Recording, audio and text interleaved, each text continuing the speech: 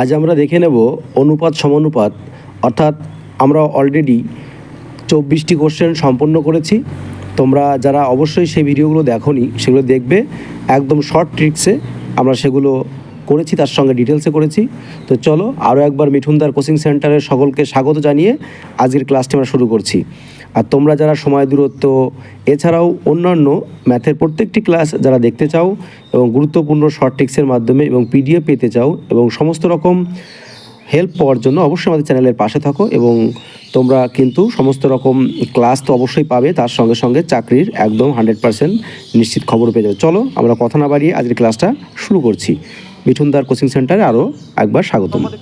দেখবো আমরা 26 নম্বর। একে বলছে দুটি সংখ্যার যোগফল তাদের বিয়োগফলের 3 গুণ। তাহলে সংখ্যা দুটির অনুপাত কত? অনুপাত। এখানে আমরা উত্তর ধরে করতে পারি অথবা আমরা সহজভাবে করতে পারি। দুটো সংখ্যা কি? একটা সংখ্যা x আর একটা সংখ্যা y। এগুলো বলেছে দুটি সংখ্যার যোগফল। সংখ্যার যোগফল মানে কি? এই যে দুটো সংখ্যা ধরেছি x আর y, তার যোগফল। তার মানে কি x প্লাস y। এবার যোগফল তাদের বিয়োগফলের। তাদের কি হবে? বিয়োগফল হবে x মাইনাস y।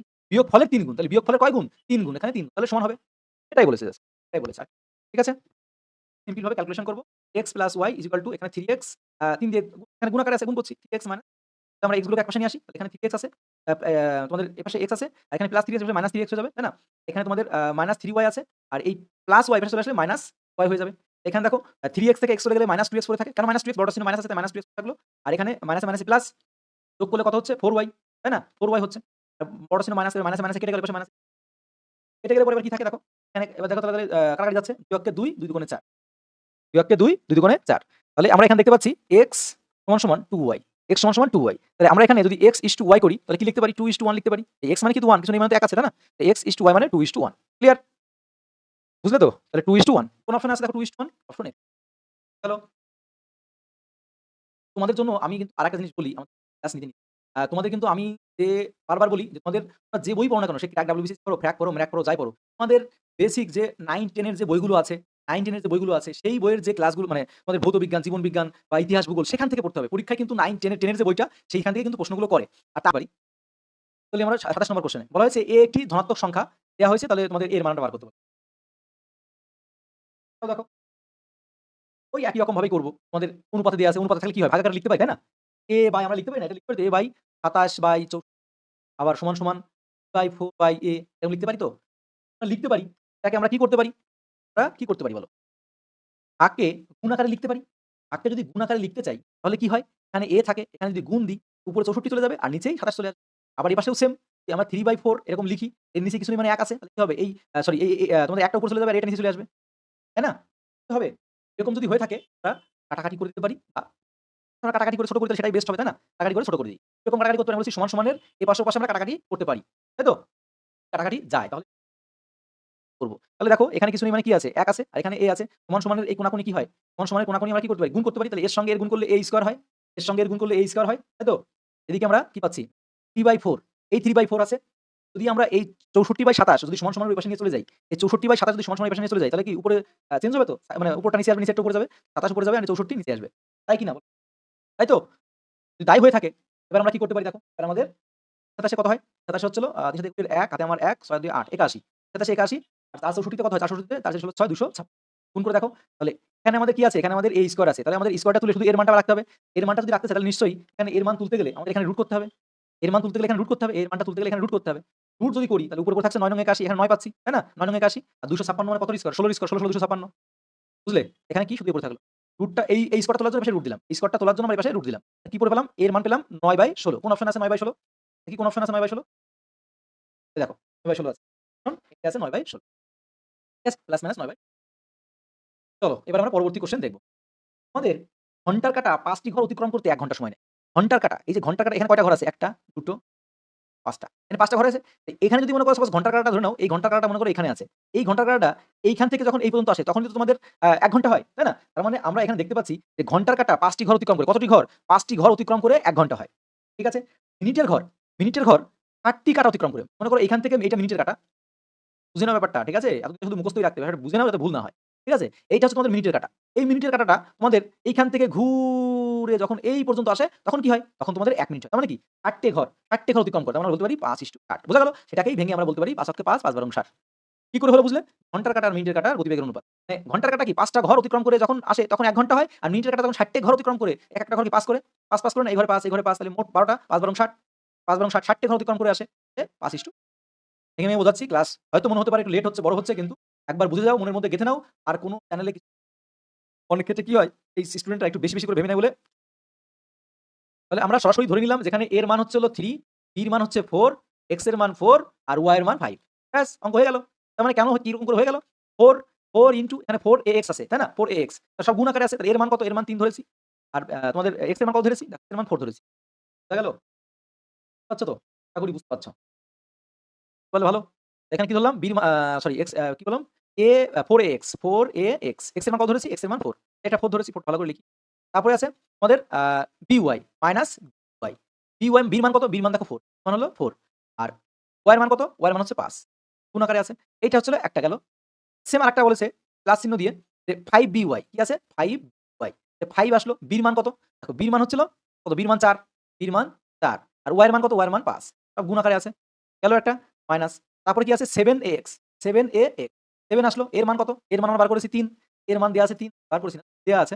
আর এদিকে আর কি x এর মান কত? x এর মান 4 জাস্ট সিম্পল।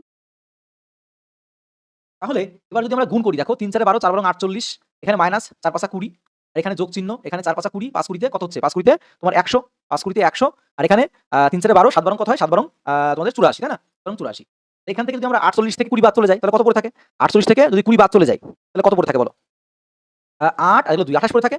আচ্ছা মাঝখানে ভাগ চিহ্ন ছিল, সরি এটা কিন্তু যোগ চিহ্ন না, এটা হচ্ছে ভাগ চিহ্ন। ঠিক আছে? এটা ভুল দিয়েছি, এটা কিন্তু ভাগ চিহ্ন।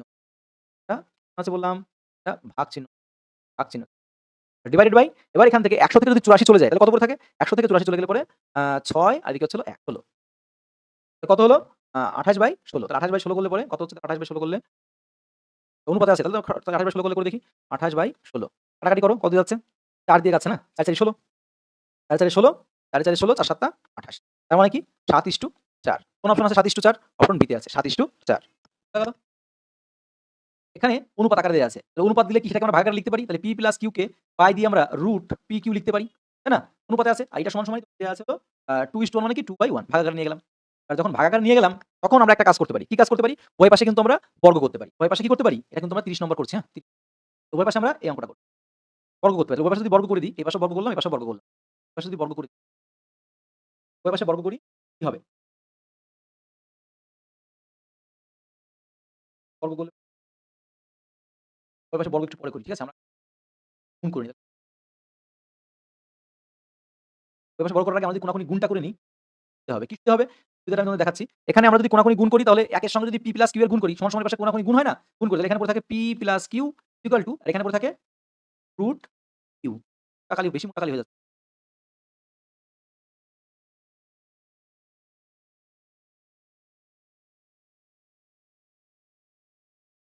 তাহলে এরকম আসলো। এইবার আমরা উভয় পাশে বর্গ করব। এবার আমরা কি করব? উভয় পাশে বর্গ করব। এই পাশে বর্গ করলাম, উভয় পাশে বর্গ করে দিলে এই পাশেও বর্গ করলাম। যদি এবার উভয় পাশে বর্গ করি তাহলে দেখো একটা সূত্রে পড়ছে। কোন সূত্রে পড়ছে? a + b তার হোল স্কয়ার সূত্রে পড়ছে। a প্লাস কি পড়ছে? a + b তার হোল স্কয়ারের সূত্র। a + b তার যদি হোল স্কয়ারের সূত্র পড়ে তাহলে কি সূত্রে পড়ছে? দেখি।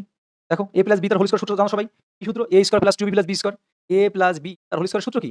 a² + 2ab + b², তাই না? আর যদি হয়ে থাকে তাহলে আমরা লিখতে পারি এই সূত্রে। p হলো a তাহলে a² + 2ab 2ab তাহলে pq + b²। b মানে কি শেষেরটা b² হয়ে গেল? বুঝলে? আর এখানে কি আছে? আমরা স্কয়ার আছে তাহলে 2 দুগুণে 4, তাই না? 2 দুগুণে 4 আর √এর স্কয়ার কি হয়? এই √এর স্কয়ার কি উঠে যায়? √এর স্কয়ারে উঠে যায়। এই যে রুট আছে √এর স্কয়ার কি হয়? স্কয়ার উঠে যায় তাহলে কি পড়ে থাকে? 4pq বুঝলে আশা করি? যদি বুঝে থাকো, এবার আমরা সেম একই রকম আগের মতো মিডল টার্ম হবে সেরকম। তাহলে এখানে আমাদের কি আছে দেখো? এখানে আছে তোমাদের p², এখানে প্লাস 4pq আছে। এখানে চলে আসলে -4pq হয়ে যাবে। তাহলে -4pq হয়ে গেলে পরে এই দুটো pq থেকে 4টে pq যদি বাদ দিয়ে দেওয়া হয় তাহলে কটা pq পড়ে থাকবে? -2pq পড়ে থাকবে। বুঝলে বিষয়টা? মানে এখানে তো প্লাস 2pq আছে এই পাশে। -2pq আছে। আর এইটা এই প্লাস 4pq যদি এই পাশে চলে আসে তাহলে -4pq হয়ে যায়, তাই না? তাহলে কি পড়ে থাকে? প্লাসে মাইনাসে মাইনাস, বিয়োগ করলে বড় চিহ্ন মাইনাস আছে যেহেতু মাইনাস আর তাদের থেকে 2 চলে গেলে 2 পড়ে থাকে। তাহলে 2pq এটাই আমরা করলাম সরাসরি, ঠিক আছে? সে আগের মতো। এগুলো সিম্পল জিনিস, এগুলো দেখানোর কিছুই নেই, তাও আমি দেখিয়ে দিচ্ছি। তারপরে আছে এখানে তোমাদের কি করে থাকলো? এখানে থাকলো হচ্ছে হলো প্লাস q তার স্কয়ার। ঠিক আছে?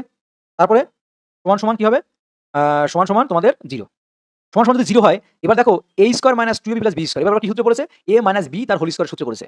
এ square minus 2ab plus B square. এই সূত্র পড়েছে না? তাহলে এই যে এটাকে এই আকারে আছে, সরাসরি আমরা এই আকারে নিয়ে যেতে পারি, তাই না? তাহলে যদি আমরা পি মাইনাস কিউ তার হোল স্কোয়ার লিখতে পারি, বলো লিখতে পারি কিনা? অবশ্যই লিখতে পারি। যদি এই আকারে থাকে আমরা এই আকারে নিয়ে যেতে পারি, আবার এই আকার থেকে এই আকারে নিয়ে আসতে পারি। ঠিক তেমনি তাহলে আমরা পি মাইনাস কিউ তার হোল স্কোয়ার ইকুয়াল টু 0 লিখতে পারি। পারি কিনা বলো? তাহলে এবার আমরা এই পি মাইনাস কিউ তার হোল স্কোয়ার মানে কি? তাহলে P square plus Q square, P square plus Q square তার মানে কি? আমরা এখানে লিখতে পারি A plus B into A minus B, A plus B into A minus B. তার মানে আমরা এটাকে লিখতে পারি পি সমান সমান একবার লিখতে পারি, চলো লিখতে পারি। ঠিক আছে। তাহলে এই লাইনটা যখন আমাদের হলো যে পি মাইনাস কিউ তার হোল স্কোয়ার ইকুয়াল টু 0, তাহলে এই লাইনটা আমরা লিখতে পারি P is equal to Q, তাই না? এটা সমান 0, তোমার পি সমান 0 আবার কিউ সমান 0, পি সমান 0 আবার কিউ সমান 0। তার মানে কি?